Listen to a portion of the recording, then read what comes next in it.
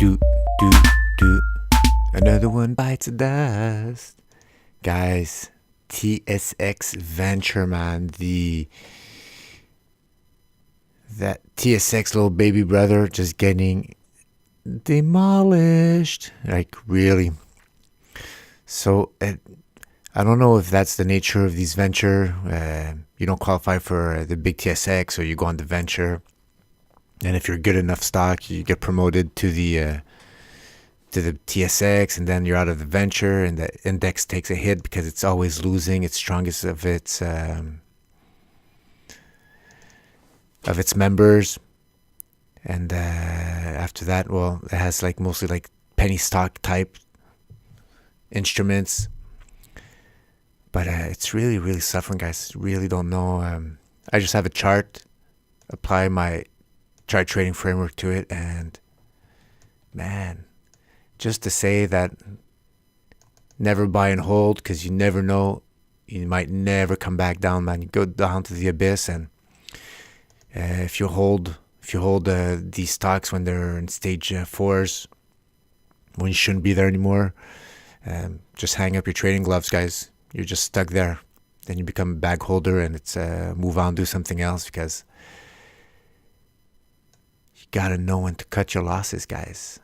Top formation, reach 1, 2, 1, 2 months later, after that monthly defined breakdown confirmed, hit bottom, back above the 12-month moving average, up, pull back, up, down, very nice, stage 4 decline, awesome pullback, short, 12-month average going downwards, next leg down, pull back to the 12-month moving average, close to previous support and resistance. Excellent opportunity to short right here. Keeps going down. You never know what's going to stop. Price action starts slowing down, going sideways. The decline is slowing down. You're catching up to the 12-month moving average, and then close above. That's not a nice zoom. Close above. Never broke out of that monthly defined pattern above the breakout line. Back down, breakdown, stage 4 continuation. Trying to go out, went back above, small stage 2, but unable to exit that previous. You see right here, all I have to do is start here. Previous support from that breakdown, now turn resistance, and the flipped. Can't get out. And now what happens? Breakdown again. So that has been on a downtrend for a long time. 1, 2, 3, 4, 5, 6, 7 years. Not sure it's ever going to go back to these previous highs, and especially almost it seems like a bubble, guys, like an IPO that went up, boom, and boost, and down. No long-term strength. 12-month range is going back down. So, okay, here we are. Let me Okay, what do we have here on the 12-month moving average? Breakdown right here. Implied measure move, added to breakdown line.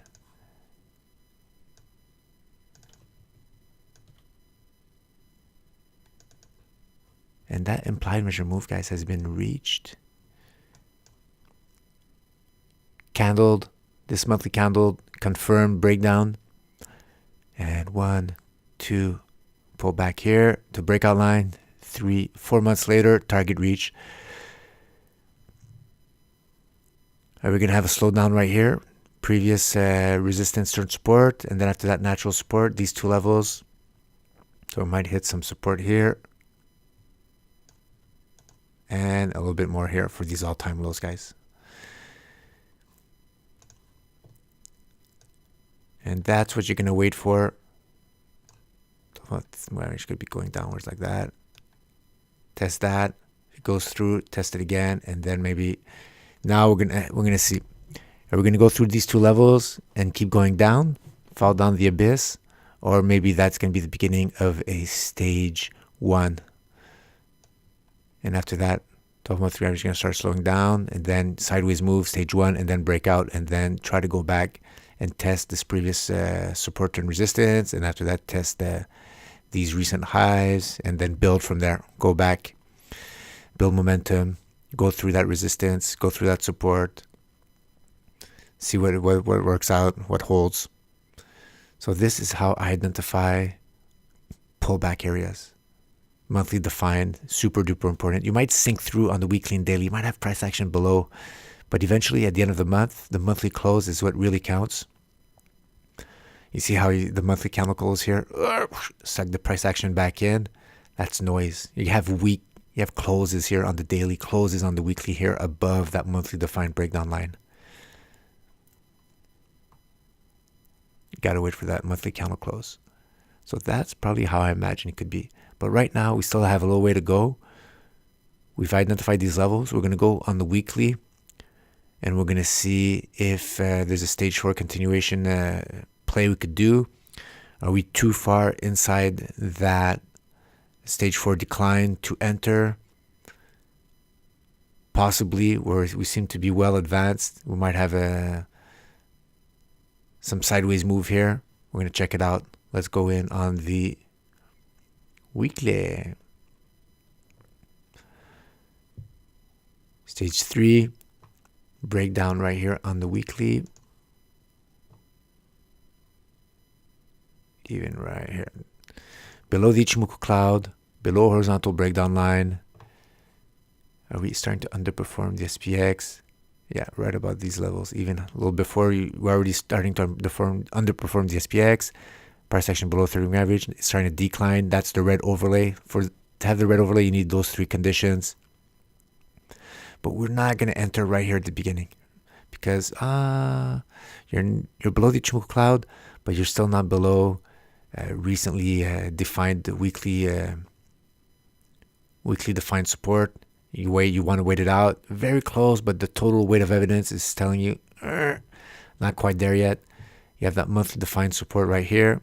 So if ever you would have entered here, right here on this candle, you could have expected some resistance right here, some support right here, and a bounce back. Happened that you didn't get any. Price action went back down. I want a short path. Well, look, you're getting far away from the 30-week moving average. Always wait for the pullback. Price action goes back up, hits that monthly defined support. It's very important. You can't go through it.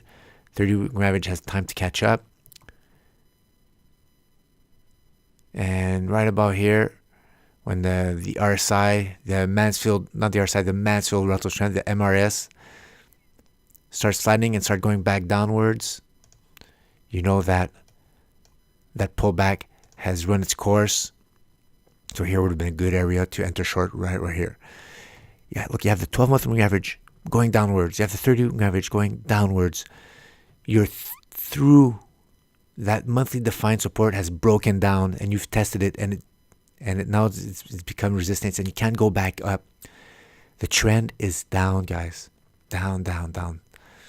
So instead of worrying, usually when the price action goes back up here, you hear in the news headlines, XXX companies going back up, we've hit a bottom, the rally's done, and all these things. But